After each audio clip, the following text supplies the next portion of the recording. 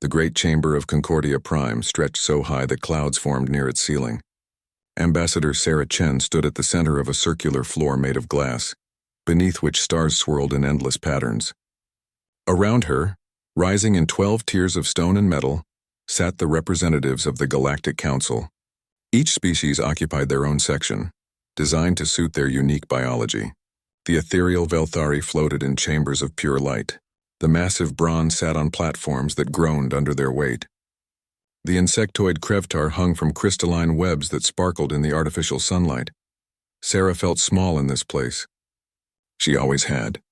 But today that feeling pressed down on her shoulders like a physical weight. Today was the day of judgment.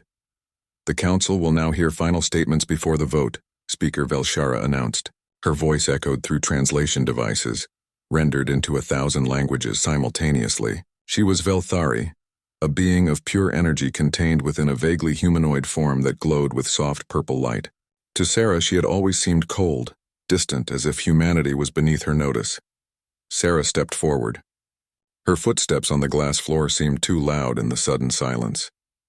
Behind her, Admiral Marcus Webb stood rigid in his dress uniform, his weathered face showing no emotion. But Sarah knew him well enough to see the tension in his jaw, the way his hands clenched behind his back. Honored council members, Sarah began, her voice steady despite the fear crawling up her spine. Humanity stands before you accused of aggression, of expanding too quickly, of refusing to abandon our nature. We are called dangerous, uncivilized, a threat to galactic peace. She paused, looking up at the 12 species that held Earth's fate in their hands. Some looked back with curiosity, others with obvious disgust. The Felshan, who resembled upright lizards with feathered crests, hissed softly among themselves. The crystalline shard simply pulsed with colors Sarah had learned meant disapproval. I will not deny our history, Sarah continued. We come from a world that was not kind to us. We fought for survival for millions of years. We built our civilization through struggle, through competition, through conflict. Yes, we have known war. We have known violence. But we have also known love, cooperation, art, and the desire to reach beyond ourselves. She activated the holographic display built into the floor. Images sprang to life around her. Human cities gleaming in the sun, children of a dozen worlds playing together in parks on Mars and Europa and New Terra. Scientists working side by side with Krevtar researchers. Human doctors treating wounded aliens after the plague of Sector 7. In the 2 centuries since we joined the galactic community, we have never started a war. Every conflict we engaged in was defensive, protecting our people or our allies. We have shared our medical advances freely. Our artists have contributed to the cultural database. Our engineers have helped build stations in 3 sectors. We have tried, honored council, to be good neighbors. You have tried, Velshara said, her voice cutting through Sarah's speech like a blade of ice. And yet your military grows every year. Your weapons become more sophisticated. Your colonies spread like a virus across space. You refuse to limit your reproduction. You refuse to adopt the philosophy of eternal peace. You experiment with technologies we have deemed too dangerous. You are humans, Ambassador Chen, and humans cannot help but be what they are. Aggressive, expansionist, dangerous. Sarah felt anger flash through her chest, hot and fierce. She pushed it down, forced her voice to remain calm. We grow our military because we live in a dangerous galaxy. The Marauders of the Void still raid outer colonies. Pirates operate in every sector. We protect what is ours as is our right. As for expansion, we have only settled worlds that were unclaimed, that fell within the boundaries established by council law. We have broken no covenant. You break the spirit of the law with every breath, said Gormath, the Brawn representative. He was massive, 3 times Sarah's height, with gray skin like stone and eyes that glowed a dull red. You breed like rodents.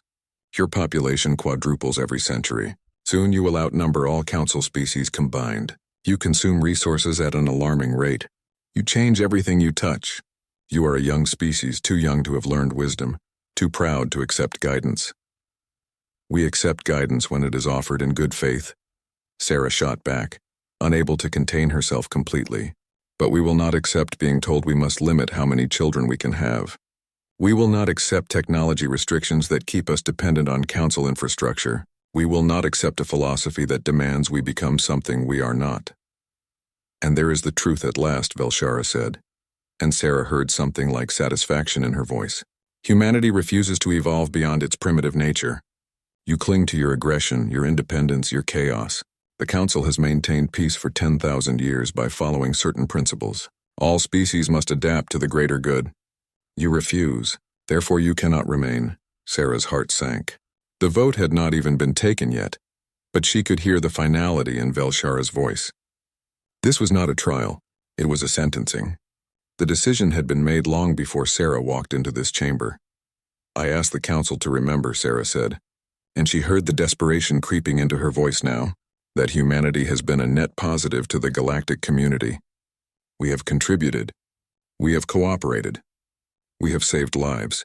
Is there no room in this galaxy for a species that does things differently? Must we all think the same, act the same, believe the same? What kind of diversity is that? There is a difference between diversity and danger, said the Shard representative, its crystalline body chiming with each word. Your species has potential for great violence. We have seen your history. We have watched your entertainment, which glorifies conflict. We have studied your psychology. You are a species born from predators, shaped by competition, driven by ambition. Place that in a confined galaxy with limited resources, and eventually, inevitably, you will turn that violence outward. We are more than our history, Sarah almost shouted. Every species here evolved from something violent. The Brawn were warlords before they found peace. The Felshan hunted each other in ritual combat for thousands of years. The Krevtar were cannibals. Every species had to overcome their nature. Why do you believe we cannot do the same? Because, Velshara said softly, you do not wish to. Silence fell across the chamber. Sarah realized in that moment that nothing she said would matter. The Council had decided humanity was too different, too unpredictable, too dangerous to their ordered, peaceful galaxy. They would remove the chaos before it could spread. The Council will now vote, Velshara announced. The question: should humanity be exiled from Council space, all trade agreements terminated, all diplomatic relations severed, all joint projects dissolved? You have 10 seconds to register your vote. Sarah watched as lights appeared above each of the 12 sections. Red for yes, blue for no. The lights appeared one by one, each feeling like a nail in humanity's coffin. Red, red, red. The Velthari, the Brawn, the Shard, red, red, red, the Felshan, the Monolith, the Singers, red, red, red, the Collective, the Deep Swimmers, the Farsight. Sarah could barely breathe. 9 red lights. 9 species condemning humanity to exile. Red. The crystalline chorus made it 10. Then blue. A single blue light appeared above the Krevtar section. Sarah looked up at Kliktaresh, the insectoid ambassador. His compound eyes reflected the chamber lights like 1,000 tiny stars. His mandibles clicked, and what Sarah had learned was their expression of sadness. Red. The final vote came from the silence, a species that rarely spoke, but whose opinion carried great weight. 11-1. Humanity was exiled. The vote is decided, Velshara said. Humanity will remove all presence from Council space within 10 standard years. All trade agreements are hereby dissolved. All diplomatic channels are closed. All joint ventures are terminated. Humanity will be given a list of systems they must vacate. Any human presence remaining after the deadline will be removed by force. Sarah felt the words hit her like physical blows. Behind her, she heard Admiral Webb take a sharp breath. This was worse than they had feared. Complete exile. Total isolation. This is a mistake, Sarah said. And she was no longer speaking as a diplomat, but as a human being who had just watched her species be cast out into the darkness. You think you are removing a threat, but you are creating one. You think you are protecting yourselves, but you are teaching humanity that we cannot trust you, cannot rely on you, cannot live beside you. What happens when we meet again, and we have learned to survive without you? What happens when the aggressive, dangerous humans you fear have had decades to grow stronger in isolation? If that day comes, Velshara said, the Council will deal with it. But it will not come. Isolated, cut off from trade and technology, humanity will struggle simply to survive. You will learn humility. You will learn that the galaxy is larger than your species, and that you are not as special as you believe. Perhaps in a century or two you will be ready to rejoin us. Perhaps you will have evolved. Or perhaps, Kliktaresh said, speaking for the first time, His words translated from clicks and whistles into standard language. Humanity will evolve beyond us. The Council makes a grave error today. I have worked with humans. I have seen their potential. Fear of what they might become should not blind us to what they are. But my vote is not enough. The decision is made. It is, Velshara agreed. Humanity has 10 years. Use them wisely, Ambassador Chen. This session is concluded. The chamber began to empty. Representatives from the 12 species filed out through doors suited to their biology. Some looked at Sarah with what might have been pity. Most did not look at her at all. Within minutes, the vast chamber was nearly empty. Sarah stood on the glass floor, staring down at the swirling stars beneath her feet.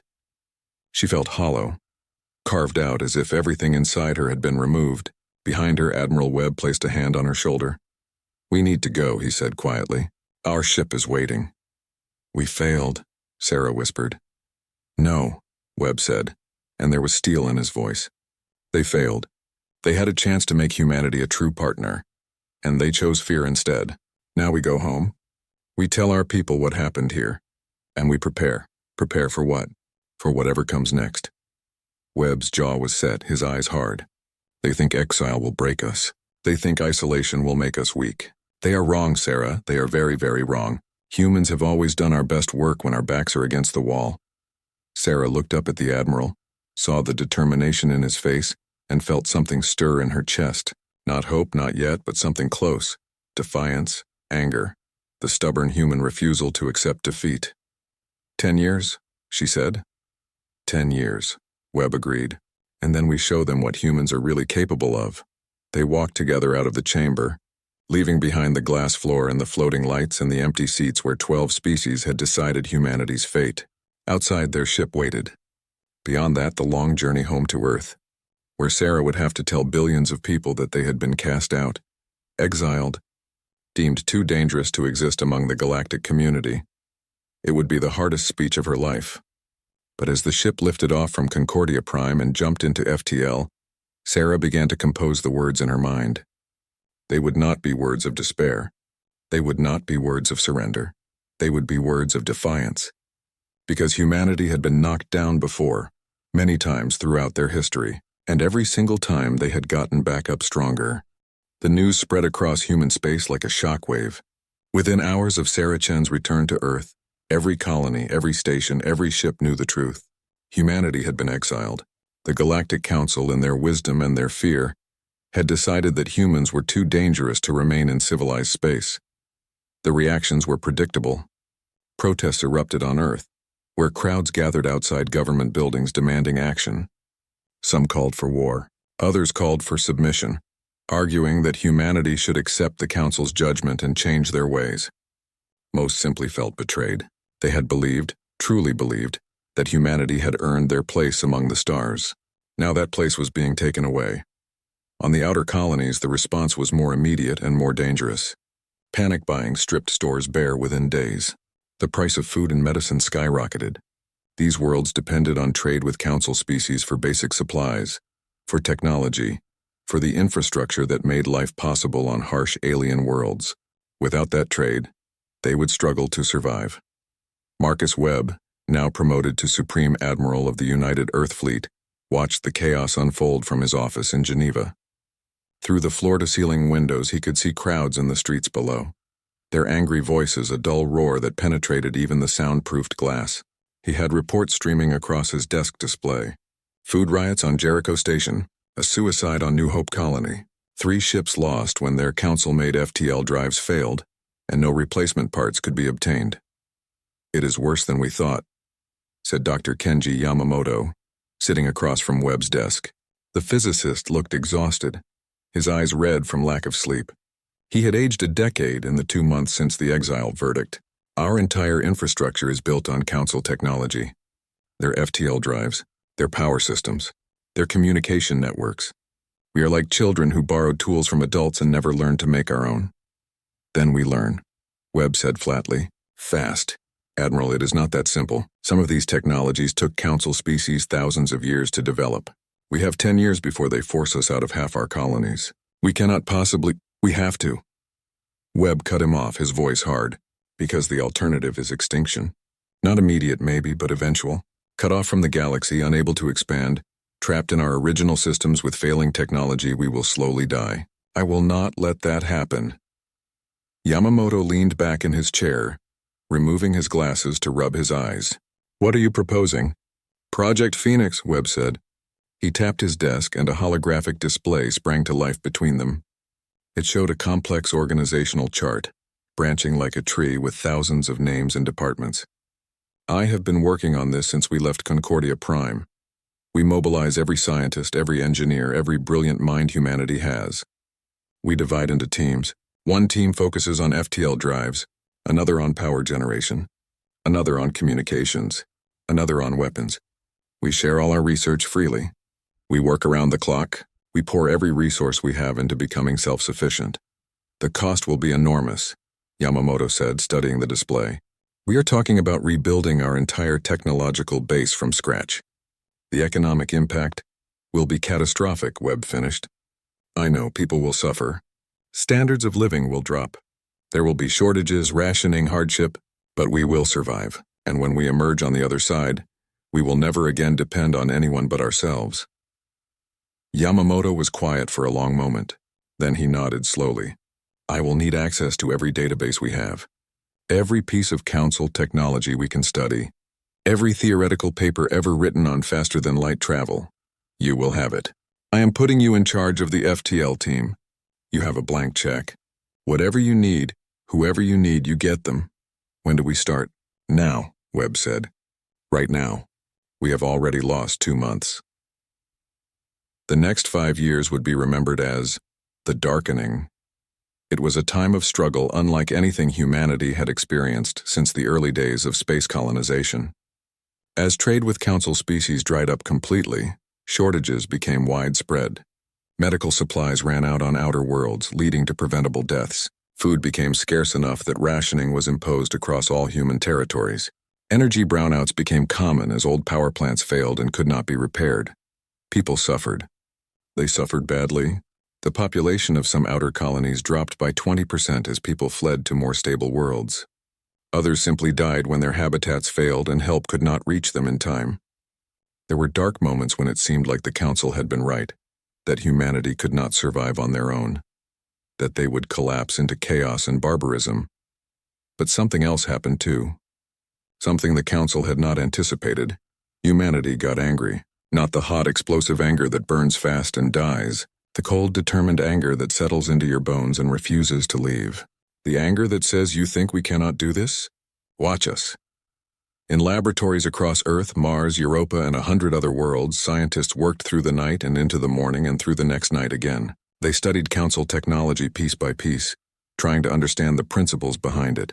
They failed over and over. FTL drives exploded. Fusion reactors melted down. Communication arrays fried themselves. Each failure taught them something. Each disaster brought them one step closer to understanding. Dr. Kenji Yamamoto barely slept during those 5 years. He consumed stimulants to keep working, took drugs to force himself to rest when his body could not continue, then returned to work. He filled thousands of pages with calculations, with theories, with wild ideas that might or might not work. His team called him obsessed. He did not argue. In the 3rd year, he had a breakthrough. Council FTL drives worked by creating a bubble of warped space around a ship, allowing it to move faster than light relative to normal space.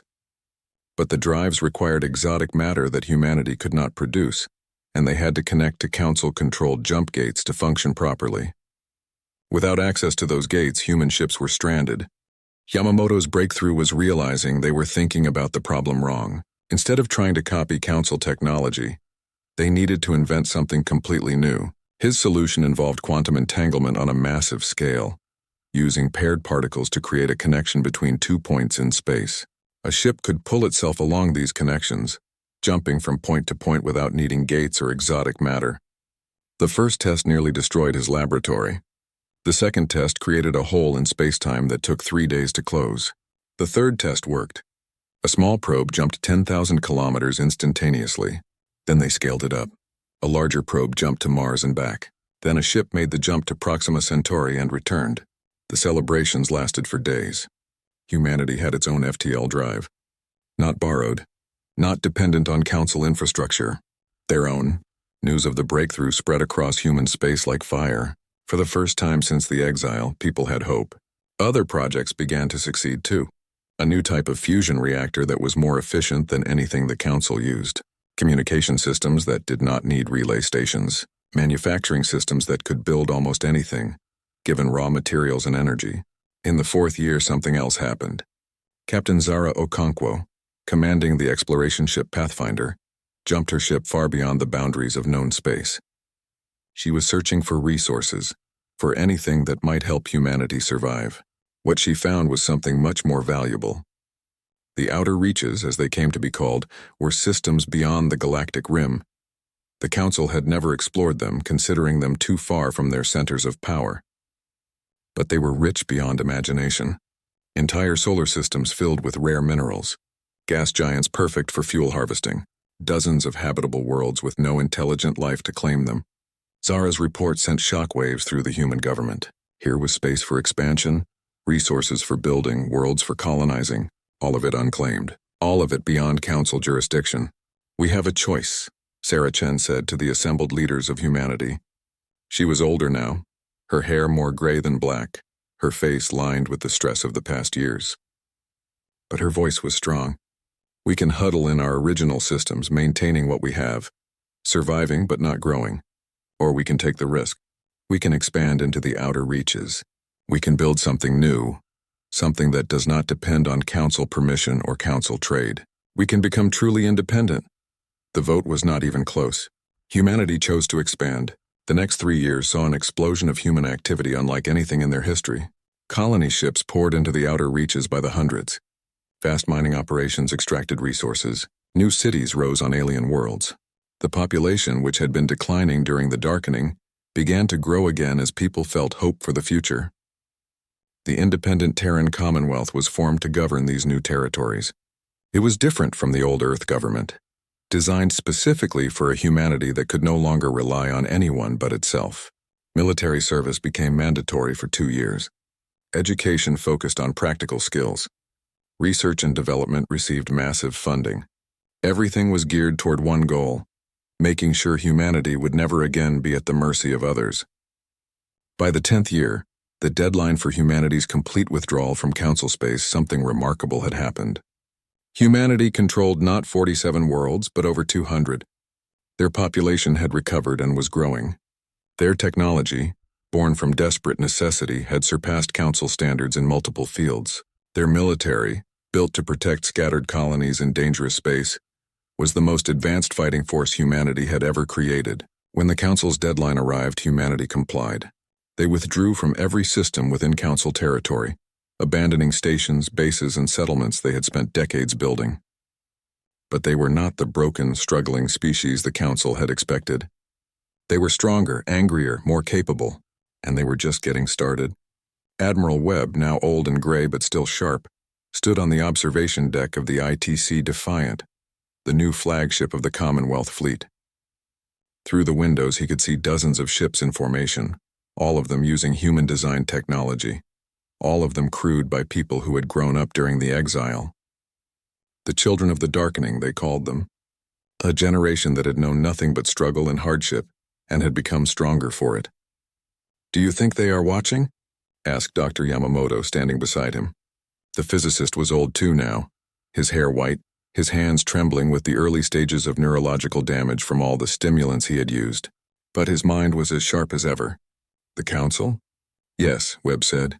"They are watching. And they are wondering what they created when they exiled us. Perhaps they think we will attack. Get revenge for what they did to us." Webb shook his head. "No, we have no interest in revenge. We are too busy building our future to waste time punishing them for the past. Let them watch. Let them wonder. Let them see what humans can do when you back them into a corner." Yamamoto smiled. "We survived, Marcus. Against all odds, we survived. More than survived," Webb corrected. "We thrived. We proved that humanity does not need the council. We do not need their permission, their trade, their technology, or their approval. We are independent now, truly independent. That is worth all the suffering we endured." They stood together in silence, watching the stars. Somewhere out there, The Council continued their 1,000-year-old civilization unchanged and unchanging. They believed they had removed a threat, solved a problem, protected themselves from dangerous humans. They had no idea what was coming. 30 years had passed since the exile. An entire generation had grown up knowing nothing but the independent Terran Commonwealth. They did not remember the Galactic Council except as a historical footnote, the aliens who had cast humanity out. They had been raised on stories of the darkening, taught to be self-reliant, trained to view the galaxy with suspicion. They were harder than their parents, less trusting, more capable. They were exactly what humanity needed them to be.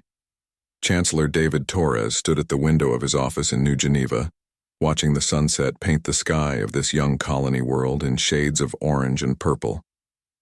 He was 50 years old, born the year of the exile, and his earliest memories were of food rationing and his mother crying over news of another colony failure. He had grown up angry at the Council, at the aliens who had decided his species was too dangerous to exist among them. That anger had driven him into politics, pushed him to run for Chancellor of the Commonwealth, to lead his people into a future where they would never again be vulnerable. Behind him, the door opened. He did not turn around. He knew who it was from the heavy footsteps. "We have a problem," General Amara Hassan said. She was 60, a veteran of the exile crisis, and she commanded the Commonwealth military with an iron hand. If she said there was a problem, Torres believed her. "Tell me," he said, still watching the sunset. The Krevtar made contact. One of their ships crossed into our space under a flag of truce. "They want to talk." That got Torres's attention. He turned to face her. General Hassan was tall, broad-shouldered, her dark skin marked with scars from her years in combat. She looked worried, which was unusual. Hassan did not worry easily. "The Krevtar voted against our exile," Torres said. "They were the only ones." "What do they want?" "To warn us, apparently. Their ambassador, Kliktarish, is on his way here now. He says he has information we need to hear. He says the Council is facing a threat." Torres felt a surge of satisfaction. "Good. Let them face it alone." "Chancellor," Hassan said carefully, "I think we should hear what he has to say." "Why?" "What do we owe the Council? They exiled us. They cut us off from the galaxy and left us to die. If they are in trouble now, that is their problem." Hassan was quiet for a moment. Then she said, "Because knowledge is power. Because we should know what is happening in Council space even if we choose to do nothing about it. Because the Krevtar were the only species that stood beside us, and that deserves something." Torres sighed. Hassan was right, of course. He let his anger get the better of him sometimes. "Fine, I will meet with the ambassador. But I make no promises." Kliktarish arrived 3 days later. Torres met him in a conference room deep inside the government complex. The Krevtar ambassador was insectoid, his body covered in a chitinous exoskeleton that gleamed under the lights. His forearms moved with precise, careful gestures. His compound eyes reflected everything around him like tiny mirrors. "Chancellor Torres," Kliktarish said, his words translated from clicks and whistles by a device around his neck. "Thank you for agreeing to meet with me. I know your people have no love for the Council." "That is putting it mildly," Torres said. He sat across the table from the ambassador, with Hassan standing behind him. "You were the only one who voted against our exile. I have not forgotten that. But you are still part of the Council." "Why are you here?" "Because the Council is dying," Kliktarish said simply. "And I fear they are too proud to admit it." Torres felt a chill run down his spine. "Explain." Kliktarish pulled up a holographic display. It showed a map of the galaxy, with Council space marked in blue. On the far edge, spreading like a dark stain, was red. Lots of red. 3 years ago, we encountered a new species. We call them the Swarm. They are not like other species. They do not communicate. They do not negotiate. They consume. They spread. They destroy. Every world they touch is stripped bare of all organic matter. Every species they encounter is either killed or converted into more swarm. The red area on the map was huge, covering what looked like 1/10 of the galaxy. Torres stared at it in disbelief. "How is this possible? How did they spread so far so fast?" "Because the Council is weak," Kliktarish said, and Torres heard bitterness in his voice. "For 10,000 years we have maintained peace through the philosophy of eternal peace. We have restricted military development. We have limited weapon research. We have chosen pacifism over preparation. When the swarm came, we were not ready. Our ships could not fight them effectively. Our weapons were inadequate. Our tactics were outdated. They cut through our defenses like they did not exist. How many species have fallen? Hassan asked from behind Torres. 3 so far. The far sight were the first. Then the deep swimmers. Most recently the silence. Billions dead. Hundreds of worlds consumed. And the swarm continues to advance. Torres felt a complex mix of emotions. Satisfaction that the council was paying for their arrogance. Horror at the scale of the destruction. And something else, something he did not want to name. Responsibility. What does this have to do with us? He asked, though he suspected he already knew the answer. The council is losing, Kliktaresh said bluntly. Their fleets cannot stop the swarm. Their technology is insufficient. Their will to fight is weak because they have forgotten how to fight. But humanity has not. The Krevtar have been watching you, Chancellor. We have seen what you built in 30 years. We have seen your ships, your weapons, your tactics. We have seen the fire in your people. If there is any species that can stop the swarm, it is you. Then the council should have thought of that before they exiled us, Torres said coldly. I agree. The council made a terrible mistake. They feared your potential for violence and never considered they might need that violence someday. Now they are paying the price. But I am not here on behalf of the council, Chancellor. I am here on behalf of billions of innocent beings who are about to die. Civilians who had no say in your exile. Children who do not even know what humanity is. They will all die if the swarm is not stopped. Torres was quiet for a long time. Hassan remained still behind him, offering no guidance. This decision was his alone. Why should my people care? He finally asked. We have built our own civilization. We have our own territory. The swarm is far from us. Let the council fight their own battles. Kliktaresh's mandibles clicked, and what Torres had learned was sadness, because the swarm will not stop at council space. They will keep spreading. They will reach the outer reaches eventually. They will reach your worlds, your children, your future. This is not just the council's problem, Chancellor. It is everyone's problem. And if we do not stop them now while we still can, there may be no stopping them at all. How long do we have? Hassan asked. 2 years, perhaps 3, before they begin overrunning council core worlds. 5 years before they start expanding into uncontrolled space. 10 years before they reach the outer reaches. Kliktaresh paused. Of course, that assumes anyone is left to slow them down. If the council falls completely, the timeline accelerates significantly. Torres stood and walked to the window. Outside, he could see the city he had helped build. Clean streets. Happy people. Children playing in parks. This was what humanity had created, free from council oversight. This was their reward for surviving exile. He was being asked to risk it all to save the same aliens who had cast his people out. I need to think about this, he said without turning around. General Hassan will show you to quarters. We will speak again tomorrow. After Kliktaresh left, Hassan remained. Torres could feel her watching him. You are considering it, she said. It was not a question. I am considering what happens if I do nothing, and Kliktaresh is right. If the swarm eventually reaches our space and we could have stopped them earlier, but chose not to. How do I explain that to the families of the dead? And if we help the council and they betray us again? If we spend lives and resources saving them and they exile us a second time? Torres turned to face her. Then we deal with it. But Hassan, I cannot let billions die out of spite. I cannot be that person. I cannot make humanity into that species. The council judged us as too violent, too aggressive, too dangerous. If we let them all die when we could have helped, do we not prove them right? Hassan was quiet for a moment. Then she nodded slowly. You are right. Damn it, I do not like it, but you are right. What are you going to do? I am going to call a session of Parliament. I am going to present the facts. And I am going to let our representatives decide. This is too big for one person to choose. The debate in Parliament was fierce. Some representatives argued for immediate intervention. Others insisted humanity owed the council nothing. Still others worried about the cost, the casualties, the risk of weakening themselves by fighting someone else's war. The vote took 3 days. When it was finally tallied, the result was narrow. 312 votes to intervene, 289 against. Humanity would go to war against the swarm, but not on the council's terms. Send a message to Concordia Prime, Torres ordered. Tell them the independent Terran Commonwealth is aware of the swarm threat. Tell them we are willing to provide military assistance, but not as supplicants, not as a species begging to rejoin their council. as an independent power offering aid to an ally in need. If they want our help, they accept us as equals or they get nothing. The response from the council came within hours. Speaker Velshara herself appeared on the communication screen, her glowing form looking dimmer than Torres remembered. She looked tired, afraid. "Chancellor Torres," she said, "the council has received your offer. We accept your terms. Send your ships, please." That final word, that plea, told Torres everything he needed to know about how desperate the situation was. The proud ancient council was begging humanity for help. "Prepare the fleet," Torres ordered Hassan.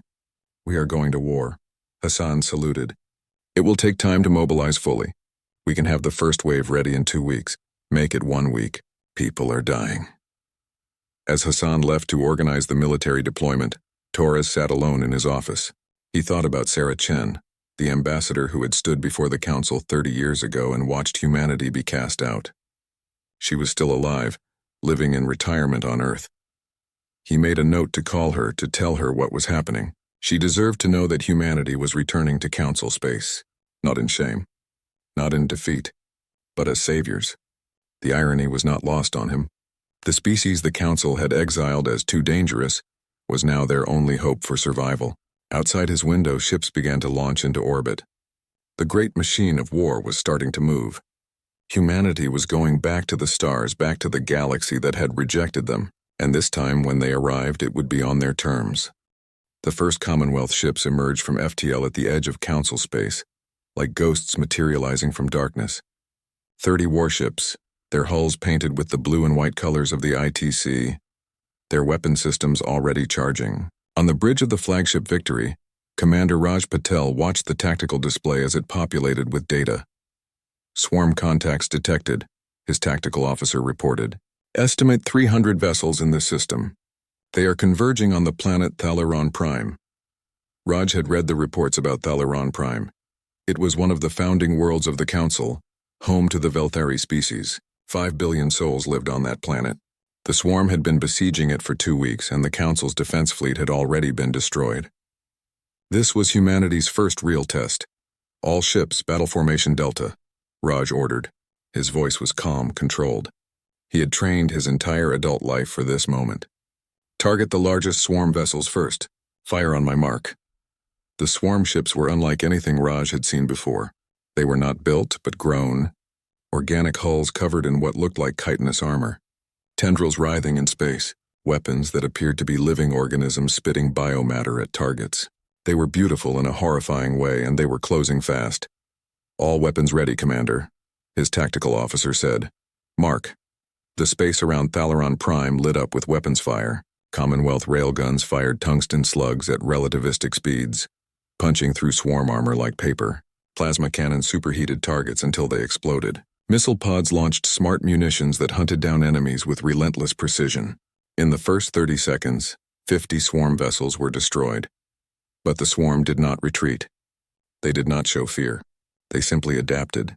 The surviving vessels began to move in more complex patterns, making themselves harder to hit. Their return fire intensified, bioweapons slamming into Commonwealth shields with alarming force. "Shields at 70%, his defensive coordinator called out. "The bioweapons are acidic. They are eating through our shield harmonics. Rotate shield frequencies." "Keep them guessing," Raj ordered. He watched the battle unfold on his display, his mind processing information at lightning speed. The swarm was dangerous, but they followed patterns.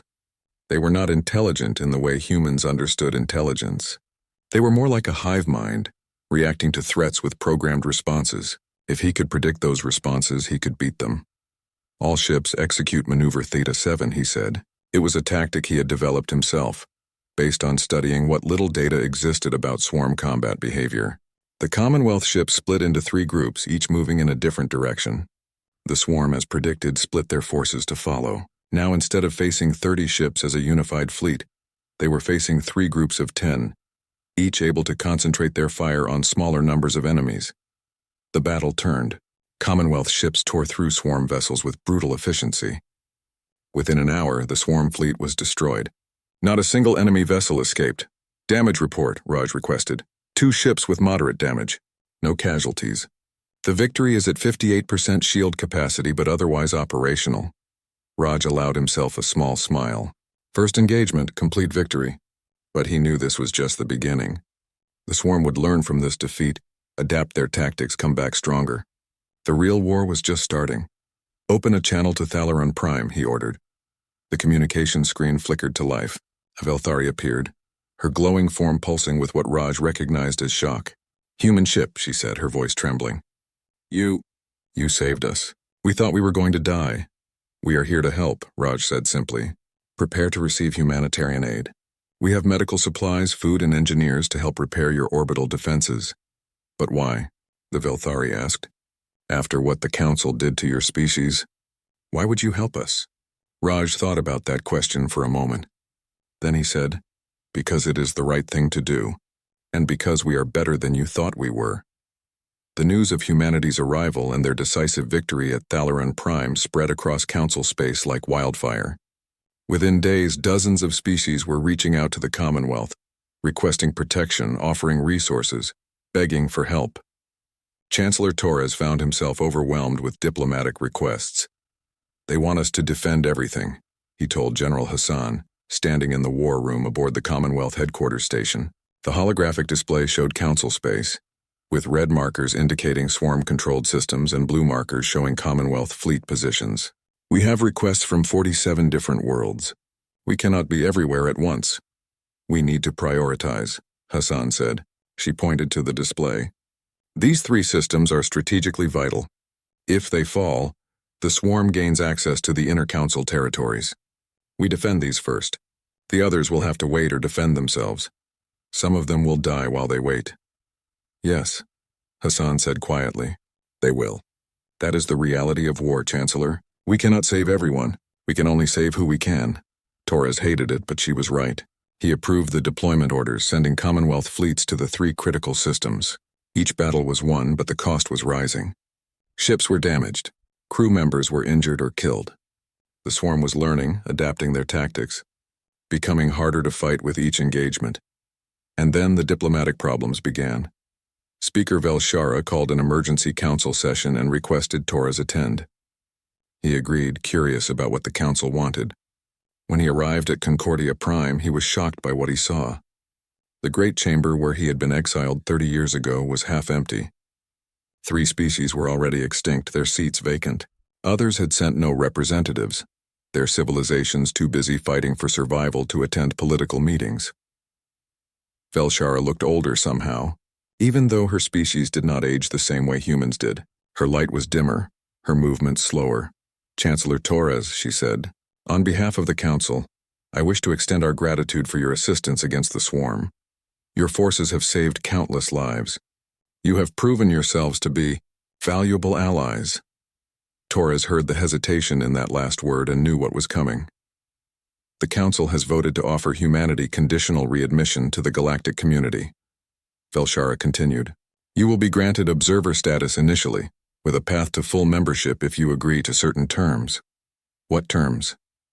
Torres asked, though he already knew he would not like the answer. Your military must be placed under Joint Council command during this crisis. You must agree to stop your expansion in the outer reaches. You must accept Council oversight of your weapons development, and you must agree to adopt the philosophy of eternal peace once the swarm is defeated. The chamber was silent. Torres looked around at the remaining Council members, saw hope in some faces, fear in others. They wanted humanity's strength, but were still afraid of humanity's nature. They wanted to control what they could not understand. No, Torres said simply. Velshara's light flickered with surprise. Chancellor, perhaps you do not understand. We are offering to forgive the past, to let humanity rejoin the community you were exiled from. This is a great honor. It is an insult, Torres cut her off. His voice was hard, angry. You want us to fight your war, to die for your worlds, but you still will not accept us as equals. You still want to control us, to change us, to make us into something we are not. The answer is no. We will not place our military under Council command. We will not stop our expansion. We will not give you oversight of our weapons, and we will never adopt a philosophy that leaves us weak and unprepared. Then why are you here? One of the other Council members asked. Cormath the Brawn, who had argued for humanity's exile. If you will not follow our laws, why are you fighting for us? Because billions of innocent people do not deserve to die just because their leaders are fools, Torres said bluntly. We are here to stop the swarm, not to rejoin your council, not to beg for acceptance. We are here because it is the right thing to do, and because the swarm will eventually threaten our space if we do not stop them here. We are fighting for the galaxy, not for you. You are making a mistake, Velshara said. Without council authority, other species will not follow your commands. They will not coordinate with you. You will be fighting alone. Then we will fight alone, Torres said. We have done it before. We survived your exile. We survived the darkening. We built a civilization from nothing while you sat in your comfortable chambers and congratulated yourselves on removing the dangerous humans. If you want our help, you will accept us as we are. As equals, as an independent power, or you will not get our help at all. He stood to leave. Behind him he heard panicked whispers, urgent discussions. Let them panic. He was done negotiating from a position of weakness, but as he reached the exit, a voice called out. Wait, Torres turned. The speaker was Zenali, a young representative from a species he did not recognize. She looked humanoid with blue skin and large eyes that seemed to reflect light. I am from Thalaran Prime, she said. My world was the first you saved. I watched your ships fight the swarm. I saw your people risk their lives to protect strangers. You did not ask for payment. You did not demand we change our ways. You simply helped because we needed help. She turned to face the council. My people voted to withdraw from the council and ally directly with humanity. We would rather stand with those who see us as equals than remain with those who see us as subjects. Zenali, you cannot do this, Velshara said. Your species has been part of the council for 3,000 years. And in 3,000 years the council has become complacent, arrogant, and weak, Zenali said. Her voice was strong, defiant.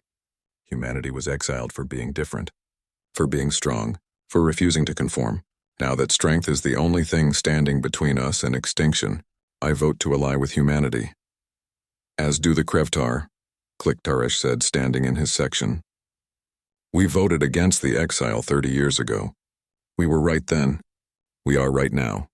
Humanity deserves our allegiance. One by one, other voices spoke up. Younger species, newer council members, those who had seen humanity fight and been impressed. Within an hour, 6 species had announced their intention to leave the council and form an alliance with the Commonwealth. Torres watched it happen with a mix of satisfaction and concern. This was not what he had planned. He had intended to help defeat the swarm and then return to Commonwealth space, leaving the council to their own affairs. Now he found himself becoming the de facto leader of a new alliance, whether he wanted it or not. The galaxy was changing. Humanity's exile had been meant to remove them from the political equation. Instead, it had created a power that could reshape everything. The war against the swarm continued. With new allies joining the Commonwealth, the battles became easier. Resources flowed more freely. Intelligence was shared. Tactics improved. Slowly, sector by sector, the swarm advance was stopped and then reversed. But the cost was terrible. 23 Commonwealth worlds were damaged by swarm raids. Millions died. Hundreds of ships were lost. Every victory came with a price written in blood and sacrifice. Raj Patel became a legend during those years. The man who never lost a battle. The tactical genius who could predict swarm movements better than anyone else.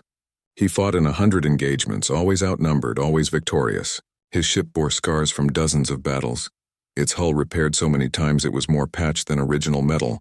After 3 years of relentless warfare, the final swarm nest was located.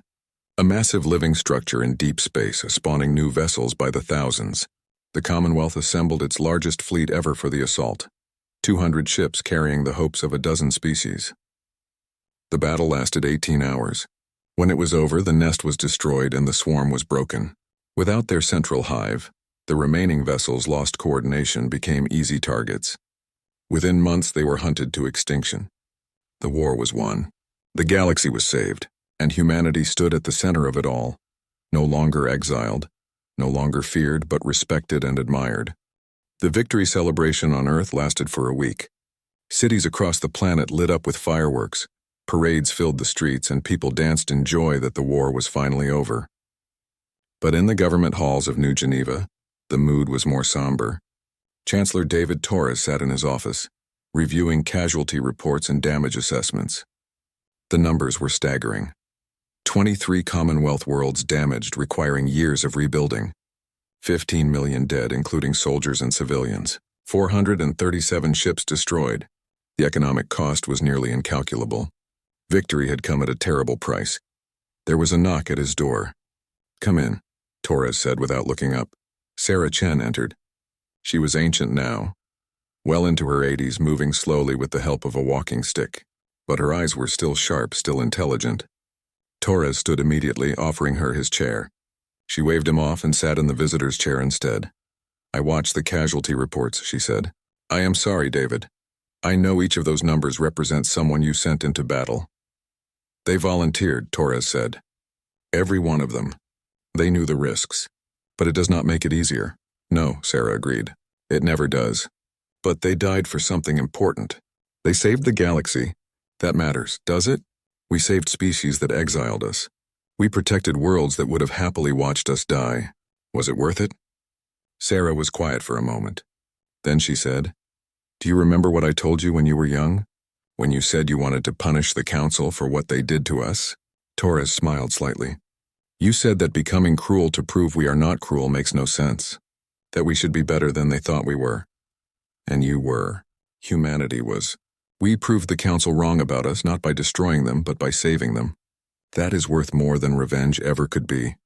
"The Council is dead, you know," Torres said. "Formally dissolved yesterday. 6 species extinct from the swarm. 3 more withdrew to rebuild their civilizations. Only 3 of the original 12 remain, and they have no power anymore. The system that exiled us no longer exists." "Good," Sarah said firmly. "It was a broken system, built on fear and stagnation. The galaxy needs something better." "The galaxy needs a lot of things," Torres said. He pulled up a holographic display showing the state of Council space. It was chaos. Species that had depended on Council infrastructure now found themselves adrift. Trade routes were disrupted. Political structures had collapsed. Entire sectors had no effective government. "We won the war, but we have lost the peace. If we do not help create some kind of order, this chaos will lead to conflicts, maybe even civil wars." "Then create order," Sarah said. "You have the military power. You have the economic strength. You have the respect of dozens of species. Create something new, something better than the Council. A human-led government? That would look like conquest. Not human-led, human-inspired." Sarah leaned forward. "What if you created an organization where membership is not inherited or assumed, but earned? Where species are judged by what they contribute, not by how old their civilization is. Where no one species has absolute power, but decisions are made collectively based on merit and capability." Torres thought about it. It was a radical idea. The Council had been based on ancient hierarchy and tradition. What Sarah was describing would be completely different. Democratic, merit-based, open to change. "It would be hard to implement," he said. "Many species are used to the old ways." "Everything worth doing is hard," Sarah said. "But if you do not do it, someone else will, and they might not build something as fair as you would." Over the next 6 months, Torres worked tirelessly on what would become the Galactic Coalition. He consulted with representatives from dozens of species, incorporating ideas from many different cultures and governmental systems. The result was something unique in galactic history. The coalition would have no permanent seats of power. Instead, representation would be based on contribution to the common good. Species that helped with defense, research, humanitarian aid, or infrastructure development would earn more influence in decision-making. But even the smallest species would have a voice, and all major decisions would require broad consensus, not just the approval of the powerful. There would be no restrictions on technology development, no philosophy that all must follow, no limits on expansion as long as it did not harm others. The coalition would protect its members but not control them. It would facilitate cooperation but not mandate conformity. When Torres presented the proposal to the various species, the response was mixed. Some embraced it immediately, seeing it as a fresh start. Others were skeptical, worried about losing the stability the Council had provided. A few were openly hostile, viewing it as a human power grab. The Velthari, led by Speaker Velshara, were among the skeptics. She requested a private meeting with Torres on neutral ground. They met on Concordia Prime, in the very chamber where humanity had been exiled 3 decades earlier. The room was dusty and dark now, no longer maintained. It felt like visiting a tomb. "You are trying to replace the council," Velshara said. Her light was dim, barely illuminating her form. She had aged greatly during the war, and Torres suspected she did not have many years left. "I am trying to build something better," Torres corrected. "The council failed, Velshara. It failed to protect its members. It failed to adapt to threats. It failed to see value in diversity. We cannot rebuild what was broken. We need to build something new." The council maintained peace for 10,000 years. "It maintained stagnation for 10,000 years, Torres said. "Peace without growth is not peace. It is slow death. The galaxy needs to evolve, to change, to progress. The coalition allows for that." Velshara floated to the window, looking out over the abandoned complex. "I owe you an apology, Chancellor. A personal one. I was the one who pushed hardest for humanity's exile. I believed you were dangerous. I believed you would bring chaos and destruction to our ordered galaxy." "You were right," Torres said quietly. "We did bring chaos and destruction. Just not to you. To the swarm. To anyone who threatens innocent life. That is what you misunderstood. Humanity's capacity for violence is not uncontrolled. It is directed. We fight when we must for what matters. We do not fight simply because we can. I see that now. Too late, but I see it." Velshara turned back to face him. "The Velthari will join your coalition, not because we have a choice, but because you have earned our trust. You saved my people when you had every reason to let us die. That is not something we will forget." Torres felt a weight lift from his shoulders. If the Velthari, who had led the charge for humanity's exile, could accept the coalition, others would follow. They did. Within a year, 47 species had joined the Galactic Coalition. Trade routes were re-established. Infrastructure was rebuilt. The chaos slowly transformed into order, not imposed from above, but grown from cooperation and mutual benefit.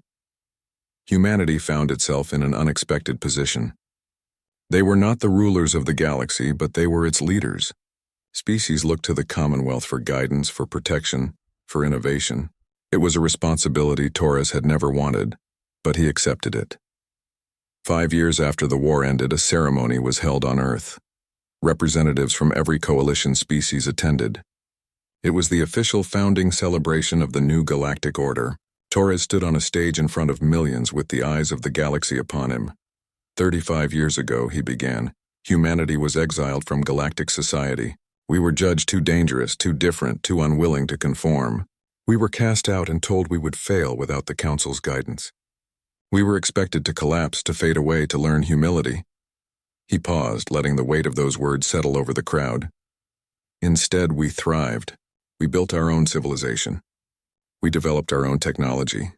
We expanded into new territories. And when the galaxy faced extinction, when the species that exiled us needed help, we came back. Not to conquer. Not to punish. Not to gloat. We came back to save lives because that is what we do. That is who we are. The crowd was silent, hanging on every word. The Galactic Council exiled humanity because they feared what we might become.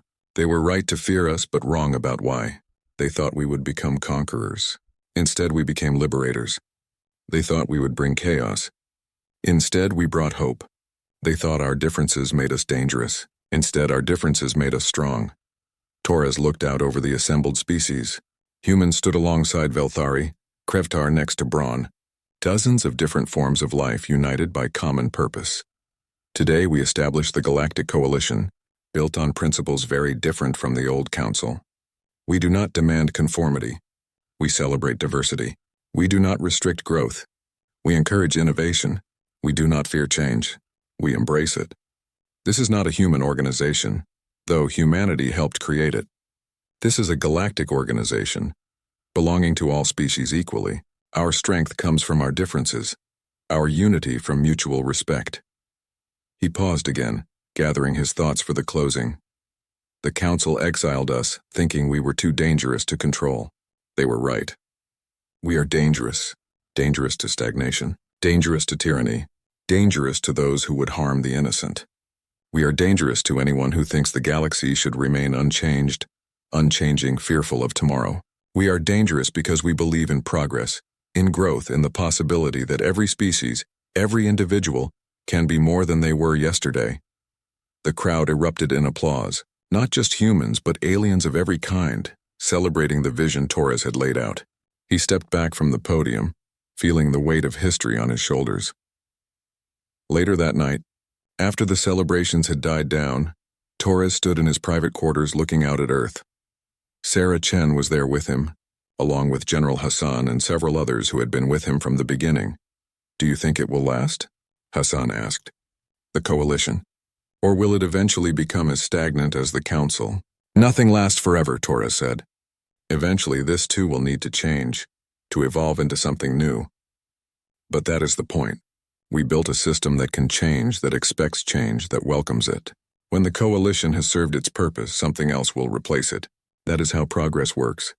"I wish Marcus Webb were here to see this," Sarah said softly. The old admiral had died 3 years earlier, living just long enough to see the war's end. "He would have been proud. He would have told us not to celebrate yet," Hassan said with a slight smile. "He would have been planning for the next threat, the next challenge." "Then we should do the same," Torres said.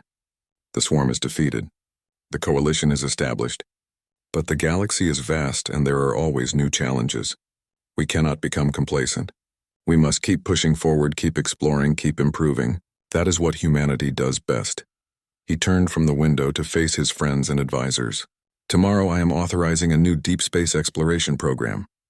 Joint coalition effort. Human ships alongside alien ones pushing into uncharted space. We saved the galaxy. Now let us explore it together." "You are insatiable," Sarah said, but she was smiling. "Humanity never stops, does it?" "Never satisfied with what we have, no," Torres agreed. "We do not. And that is exactly why the Council was wrong about us. They feared our ambition. They should have respected it. Because ambition is not dangerous when paired with compassion. Strength is not dangerous when guided by wisdom. Change is not dangerous when tempered by responsibility. We proved that. We will keep proving it." The next morning, Torres stood before Parliament to deliver his State of the Coalition address. But first, he had something personal to do. He called up a message to be sent to all coalition worlds, to every species, to every individual with access to communications. "This message is for those who remember the exile," he said into the camera. "For those who watched humanity cast out of galactic society. For those who thought we would fail, who thought we would become bitter and vengeful, who thought exile would break us. This is what you taught us, that we did not need your permission to be great, that we did not need your approval to survive, that we did not need your acceptance to thrive. You thought you were punishing us. Instead, you were liberating us. You forced us to become self-reliant, innovative, strong. And when the galaxy needed that strength, we gave it freely, not because we had forgiven you, not because we had forgotten, but because we chose to be better than your fear of us. Thank you for the exile. It made us who we are. It made us who we needed to be." He ended the recording. It would be controversial, he knew. Some would call it arrogant. Others would call it necessary. But it was the truth, and Torres had always believed in speaking truth to power. Outside his window, he could see ships launching into orbit. Human ships and alien ships flying together under the coalition banner, heading out into the unknown, seeking new worlds, new knowledge, new possibilities. Humanity had been exiled by the Galactic Council. Cast out, rejected, deemed too dangerous to exist among civilized species. The Council had thought they were protecting themselves. Instead, they had set humanity free. Free to grow, to evolve, to become something greater than anyone had imagined. And when the galaxy needed saving, humanity had risen to the challenge, not as conquerors, but as heroes. The exile had been meant to end humanity's story. Instead, it had just been the beginning. Now the real story was just starting. The story of a galaxy united not by fear or tradition, but by cooperation and mutual respect. A galaxy where humans and aliens worked together, learned from each other, built something better than either could have achieved alone. Speaker Velshara's final words to Torres before she passed away peacefully in her sleep had been simple. "We feared you because we did not understand you. Now we understand. I am glad I lived long enough to see it." Torres thought about those words as he prepared to address Parliament. Understanding. That was what the Council had lacked. Fear had blinded them to humanity's true nature. But fear had also pushed humanity to reveal that nature to the galaxy. In trying to eliminate a threat, the Council had created a force for good more powerful than they could have imagined. The galaxy had exiled humanity. Humanity had risen higher. And in rising, they had pulled the rest of the galaxy up with them. That was the real victory. Not defeating the swarm, not building the coalition, but proving that different did not mean dangerous, that strength did not mean cruelty, that humanity, for all its flaws and all its history of violence, could be a force for good in the universe. The Council had been wrong. And humanity had spent 3 decades proving it, one action at a time. Now the galaxy knew the truth. Humanity was not the threat the Council had feared.